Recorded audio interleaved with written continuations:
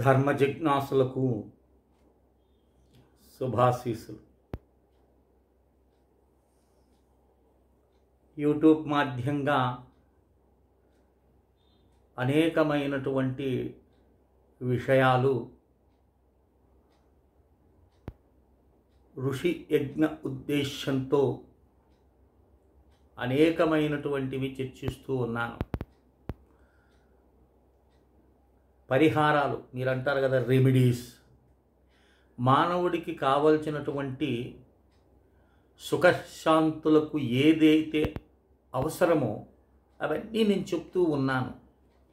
గ్రహించేటటువంటి పుణ్యాత్ములు ఉన్నారు, గ్రహింపలేనటువంటి వారు ఉన్నారు. ఎన్నెని చెప్పేది మీకు నేను? శాస్త్రము అనంతము. మరి అనంతమైనటువంటి శాస్త్రాన్ని అందించాలి అంటే ఎదుటి వ్యక్తిలో కూడా జిజ్ఞాస అనేది ఎంతైనా ప్రధాన అంశం. జిజ్ఞాస లేనటువంటి వ్యక్తికి ఎన్ని తత్వ రహస్యాలు చెప్పినా అర్థం కావు. అందులో ముఖాముఖిగా కూర్చొని చర్చించామనుకోండి, ఆ సాంగత్యం వేరేగా ఉంటుంది. ఎందుకంటే ఎదురుగా ఉన్నప్పుడు మీకు అనేకమైనటువంటి సంశయాలు కదులుతాయి. వాటిని నివృత్తికి వెంటనే మీరు ప్రశ్న రూపంలో సంధిస్తారు. వాటిని నివారణ ఆ సమయంలోనే జరిగిపోతుంది. ఇక్కడ నేను ఫోన్ నంబర్ ఇచ్చినా కూడా భక్తిభావం కలగచ్చు, ఫోన్ చేస్తే ఎత్తుతారో లేదో అని కలగచ్చు, ఆ సమాధానం ఇస్తారో లేదో అనేకమైన ప్రశ్నలు మొదలవుతాయి. అందుకని ధైర్యంగా చెప్పలేకపోతారు, అడగలేకపోతారు. కొందరు అడిగి తెలుసుకుంటున్నారు కూడా. మొత్తానికి ఈరోజు మీకు నేనే రెమెడీస్ చెప్పటం లేదు, అంటే పరిహారం చెప్పటం లేదు. ఈరోజు నేను చెప్పబోయేటటువంటి అంశము ఇది చాలా ఉత్కృష్టమైనటువంటి అంశము. ఇక్కడ రెండు విషయాలు మనం తెలుసుకోవాలి. ఒకటి కర్మ, మరొకటి నిష్కర్మ. ఒకటి కర్మ, మరొకటి కర్మయోగం అని అంటారు, అంటే నిష్కర్మ యోగం. ఇక్కడ చూడండి, ప్రతి వ్యక్తి కూడా కర్మ చేయాలి, ఫలితాన్ని ఆశించకూడదని గీతాచార్యులు వారు కూడా చెప్పారు.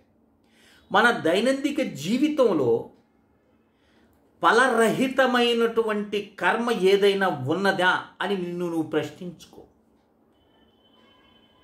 ఒక ఎంప్లాయ్ ఉన్నాడు, వాడు ఏం చేస్తాడు? వాడి జీవితం అంటే వాడి జీవిత లక్ష్యం ఏమిటి? సంపాదన, సమాజంలో గౌరవ మర్యాదలు.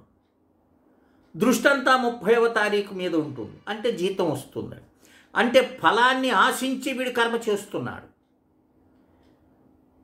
ఫలాన్ని ఆశించకుండా ఉండే కర్మ ఏదైనా ఉన్నదా అనేది మనం ఇక్కడ ఎతకాలి.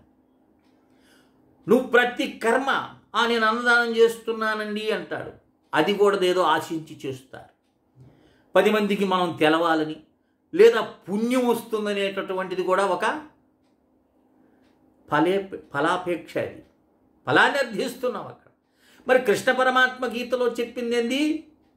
ఫలరహితమైనటువంటిది, అంటే ఫలం యొక్క స్పృహ నీకు లేకుండా ఉండే కర్మ ఏమై ఉంటుంది అనే అంశం మీద ఇక్కడ చూడండి. కర్మ, కర్మయోగము రెండు గుర్తుపెట్టుకోండి. ఒకటి కర్మ, చేసే పని, కర్మ యోగము అన్నాడు, అంటే కర్మ యోగమై ఉండాలి. యోగం అంటే ఏంది? సమత్వం యోగ ఉచ్యతే. కర్మ యోగం అంటే ఏమిటి? సమత్వము.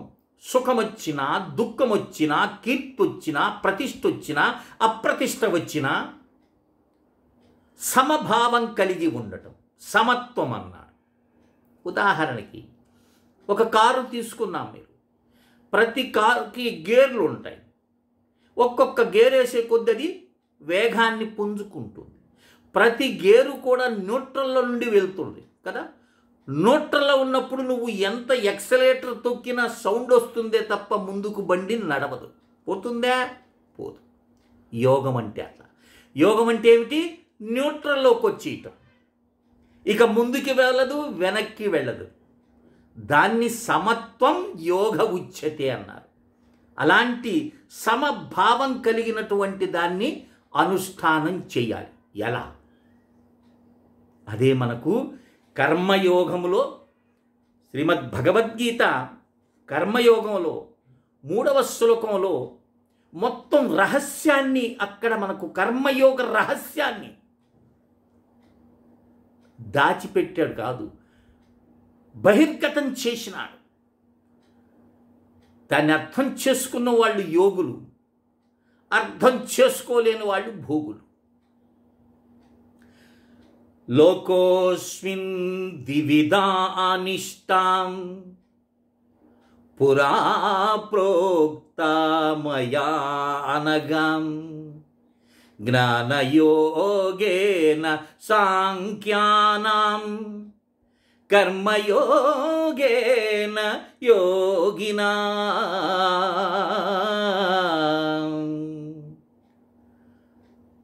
లోకోస్మిన్ ద్వివిధానిష్టాం పురా ప్రోక్త మయా అనఘం జ్ఞానయోగేన సాంఖ్యానాం కర్మయోగేన యోగినాం. ఎంత అద్భుతమైనటువంటి రహస్యాన్ని ఇక్కడ స్వామి మనకు ఇస్తున్నాడు. దీన్ని గ్రహించినావా నీ జన్మ ధన్యం, దీన్ని అభ్యసించినావా నీ జన్మ ధన్యం. ఇక్కడ చూడండి, ద్వివిధానిష్టాం, ద్వివిధానిష్ట అన్నాడు అంటే 2 విధములైనటువంటి అనుష్ఠానములు అన్నారు. ప్రోక్త పురా అంటే పూర్వం నా చేత చెప్పబడినది ఓ పాపరహితుడు అయినటువంటి అర్జున. ఏమిటది? జ్ఞానయోగేన సాంఖ్యానాం కర్మయోగేన యోగినాం. ఇక్కడ మనం అసలు విషయాన్ని తెలుసుకోవాలి. జ్ఞానము అంటే అభేద దర్శనం జ్ఞానం అని మనకు నిర్వచనం. అంటే భేదభావన తొలగిపోవటమే జ్ఞానం. సాంఖ్యయోగం ఏమిటి? సాంఖ్యం అంటే సంఖ్యలు, 10 జ్ఞానేంద్రియాలు, 5 ప్రాణాలు, మనోబుద్ధి చిత్త అహంకారాలు, శబ్దస్పర్శ రూపరసగంధములు, ఇవన్నీ 24 తత్వాలు. ఈ 24 తత్వాలకి శక్తినిచ్చేటటువంటి 25వ తత్వం అదే పరతత్వం. ఆ పరతత్వం మీద ఈ 24 తత్వాలు ఆధారపడి ఉన్నాయి. దాన్నే సాంఖ్యం అని. అంటే సాంఖ్యం అంటే లెక్క అని. ఇక్కడ మనకు గురు పరంపరగా వచ్చేటటువంటి రహస్యాన్ని మీకు ఈరోజు నేను చెప్తాను. ఉత్తర గీత మీరు చదివినట్లయితే, దేహో దేవాలయ సజ్జీవ కేవల శివ త్యజేదజ్ఞాన నిర్మాల్యం సోహం భావేన పూజయేత్ అని మనకు ఉత్తర గీతలో శ్రీకృష్ణ పరమాత్మ చెప్తాడు ఈ శ్లోకాన్ని. ఈ దేహమే దేవాలయం. సజ్జీవ కేవల శివ. ఈ జీవుడెవరు? శివుడు. మరి శివుడు అనేటటువంటి జ్ఞానం నీకు కలగాలి, కలగటం లేదు. దేని చేత? అజ్ఞానం చేత.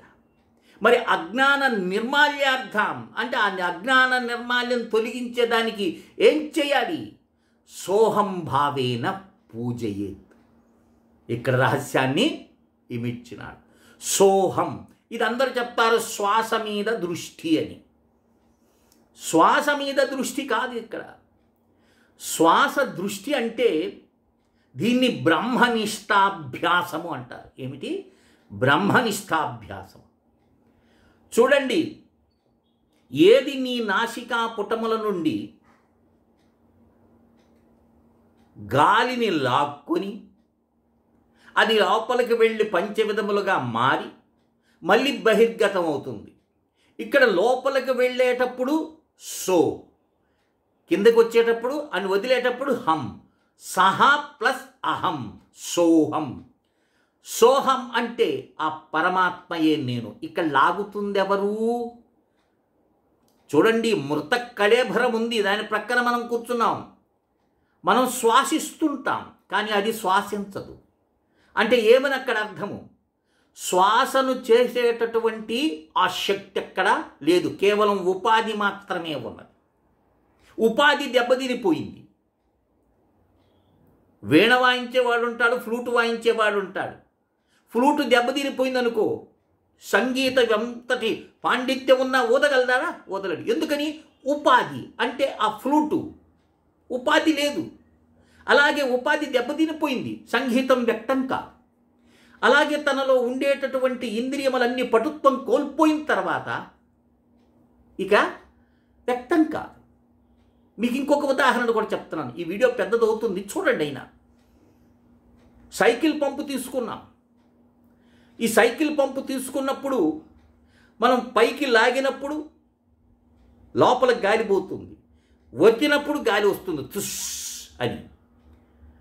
ఈ పైకి లాగి కిందకి వచ్చేటప్పుడు గాలి వస్తూ ఉంటుంది. ఇలా ఈ ప్రక్రియ జరిగేదానికి సైకిల్ పంపు లోపల ఒక వాషర్ ఉంటుంది. ఆ వాషర్ తీసేసావనుకో, గాలి నువ్వు ఎంత కొట్టినా రాదు, గాలి లోపలికి వెళ్ళదు, బయటికి రాదు. అంటే ఏమిని? వాషర్ లేదు.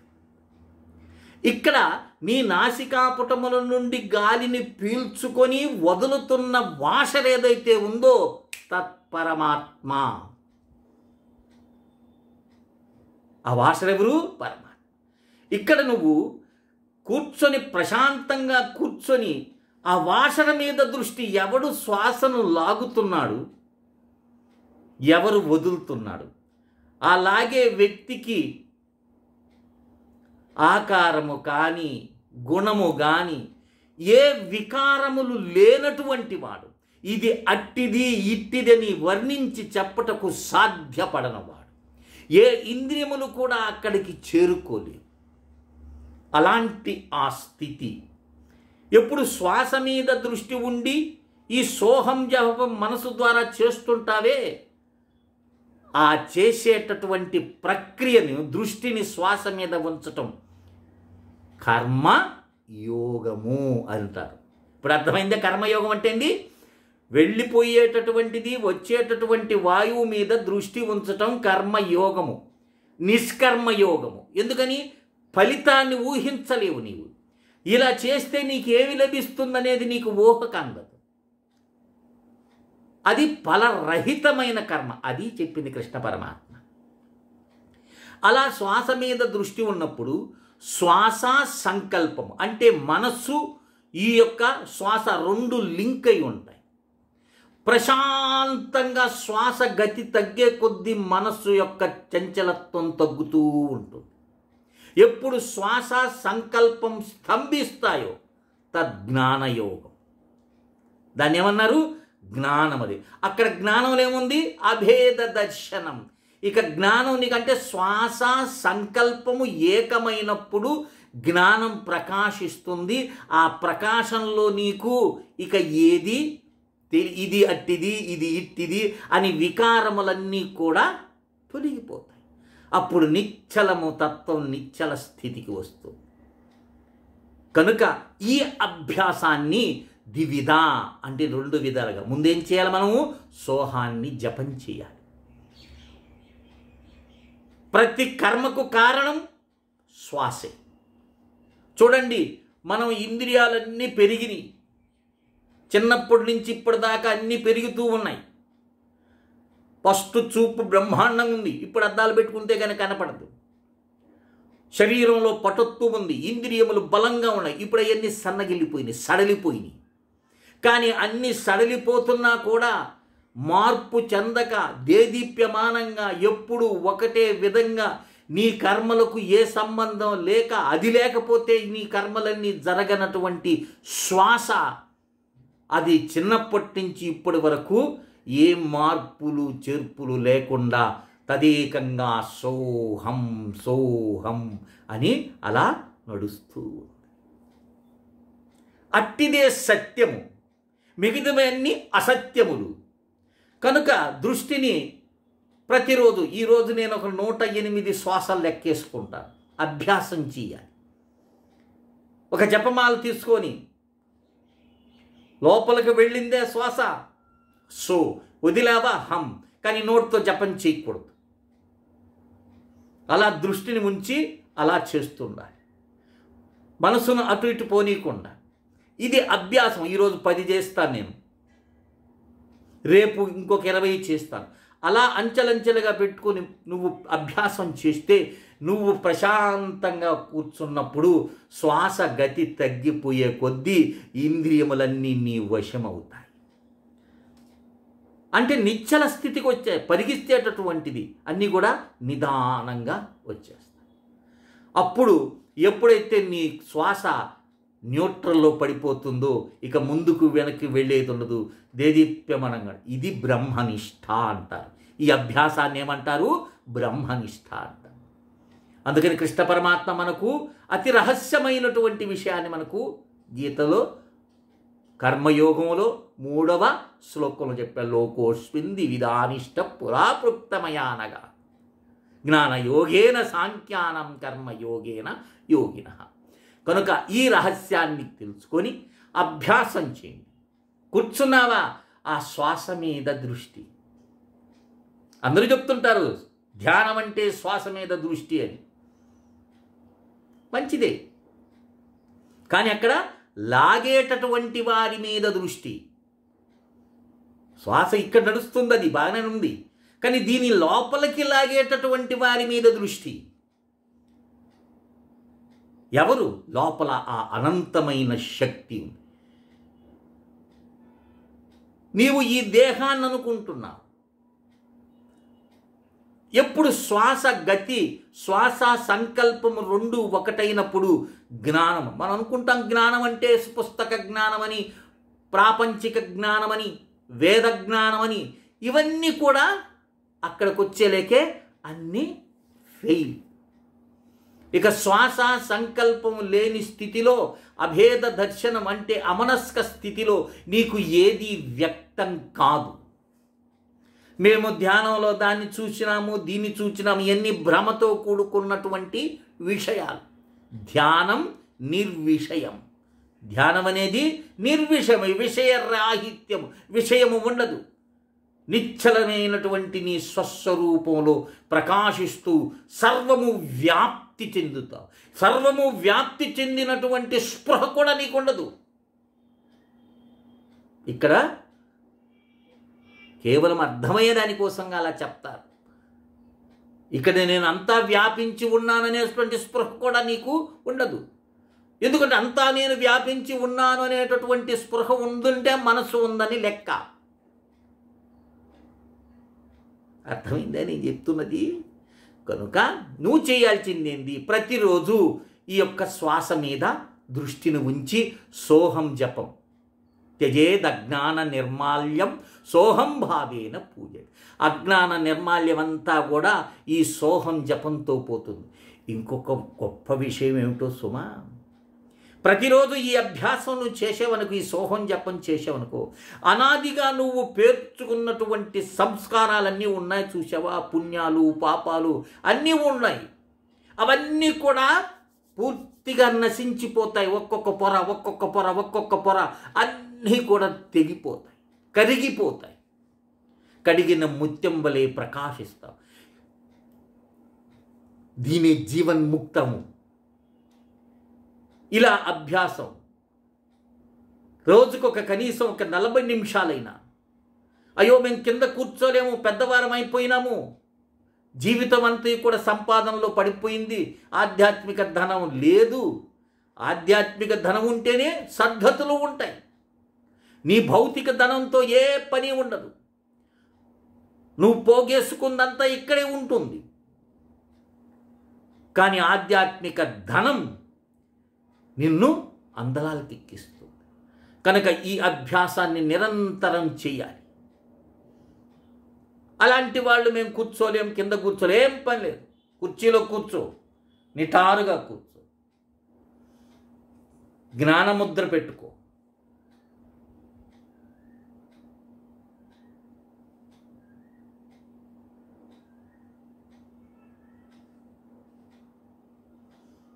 ఆ శ్వాసను లోపలకు లాగుతున్నది పరమాత్మ. హృద్యే అర్జున అహం తిష్టది. అర్జున నేను ఎక్కడో లేను, ఎక్కడున్నాను? హృదయంలో ఉన్నానన్నాడు. ఆ హృదయంలో ఆయన ఉండబట్టే లాగుతూ వదులుతున్నా. ఇక ఎక్కడ వెతకతావు? ఆయన అడ్రస్ చెప్పినా కూడా మళ్ళా మనం బయటంతా ఎత్తుకుతున్నామంటే మనల్ని ఏమనాలి? మూర్ఖ శిఖామణులు. ఇంటి అడ్రస్ ఇచ్చి ఇక్కడికి రండి అంటే ఇక్కడ వదిలేసి ఇంకెక్కడో ఎత్తుకుతున్నామంటే ఏమనాలి మనల్ని? ఈ అభ్యాసం చేత పరమాత్మకు అతి త్వరలో మనం చేరుకుంటాం. ఇది గురువుల్ని ఆశ్రయించి వారికి దండ ప్రమాణాలు చేసి నమస్కార పూర్వకంగా ఈ విద్యను అభ్యసించాలి. అప్పుడు మనకు ఆ స్థితి కలుగుతుంది. ఇప్పుడు అర్థమైందా? కర్మయోగంతో మనం చేసేవన్నీ కూడా అవి కేవలము ఏదో పుణ్యాన్ని తెచ్చుకుంటే వస్తాయేమో, కానీ కృష్ణ పరమాత్మ చెప్పినటువంటి విధంగా ఫలాపేక్ష రాహిత్య కర్మ ఏదైనా ఉందంటే అది కేవలము ఈ సోహం జపమే.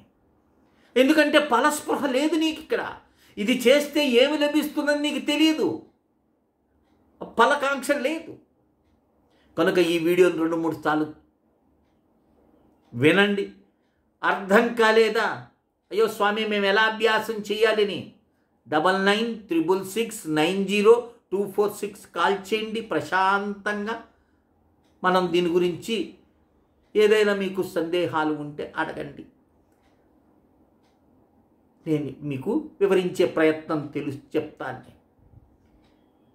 ఇక మనం పుస్తకాలు తిరగేయాల్సిన అవసరమూ లేదు. అసలైనటువంటి లింక్ ఇది. అర్థమవుతుంది? రైల్వే బోగీలు ఉన్నాయి, ఒకటి మీద ఒకటి, ఒక తర్వాత పెట్లు ఉన్నాయి, ఇంజిన్ లేదు. అవన్నీ ముందుకు పోతాయా? పోవు. ఇంజిన్ ఏమొద్ది, లాక్కుని పోతుంది.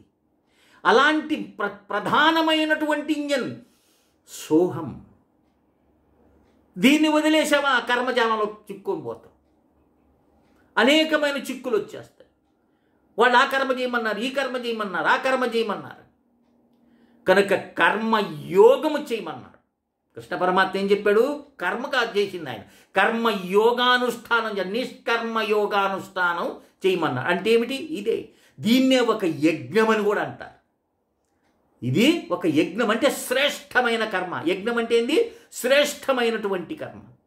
ఇట్టి అద్భుతమైనటువంటి కర్మను అందరూ కూడా ఆచరించి చరితార్థులు కాకపోయినా ధరించండి నాయన. సమయం లేదు. సూర్యోదయానికి ఉన్నటువంటి ఈ దేహము సూర్యాస్తమయానికి ఉంటుందో లేదో తెలియదు. కానీ నీ ఆలోచనలు రెక్కలు కట్టుకొని తిరుగుతున్నాయి. అది సంపాదించాలి, ఇది సంపాదించాలి, వాటి చేయాలి, ఇది చేయాలి, అన్నీ ఒక్క క్షణంలో భస్మమవుతాయి.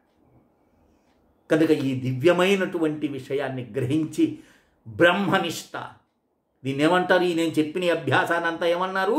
బ్రహ్మనిష్ట. అంటే బ్రహ్మమునందు నిష్ఠ కలిగి ఉండటమే బ్రహ్మనిష్ట. అలా బ్రహ్మనిష్టాభ్యాసం చేసినటువంటి వాడినే బ్రాహ్మణుడు, భూసురుడు అని అంటారు. వారినంటారు. కులంలో పుట్టినంత మాత్రమన బ్రాహ్మణత్వం నసిద్ధ్యతి, సిద్ధించదు నాయన.